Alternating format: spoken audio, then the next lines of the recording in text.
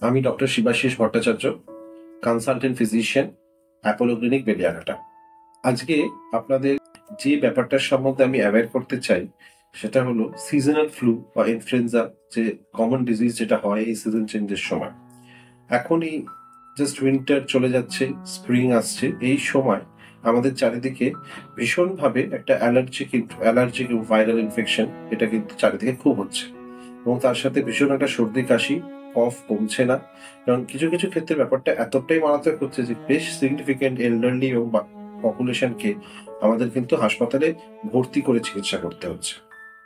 কিন্তু বেশিরভাগ মানুষকেই ভর্তি করতে হচ্ছে না, এবং যাদেরকে ভর্তি করতে হচ্ছে না তাদের মেইন যে ট্রিটমেন্ট এবং প্রিকশন হিসেবে যেটা আমরা অ্যাডভাইস করি, যে অনেক সময় যে রাত্রির বেলা একটা লিভোসেট্রিজিন বা অ্যান্টি অ্যালার্জেন সেট্রিজিন বা লিভোসেট্রিজিন এরকম ট্যাবলেট খাওয়া, এবং তার সাথে যদি গা ব্যথা হয় আমাদের একটা সাধারণ প্যারাসিটামল, অনেক বেশি করে জল খাওয়া, হাই প্রোটিন ডায়েট করা, মানে খাওয়া এগ চিকেন এগুলো খাওয়া, বেশি করে জল খাওয়া, এবং অনেক ক্ষেত্রে মাস্ক ইউজ করা, এবং যদি দরকার হয় ইনহেলার্স ইউজ করলে কিন্তু অনেকটাই খুব তাড়াতাড়ি আমরা রেমিডি পেতে পারি।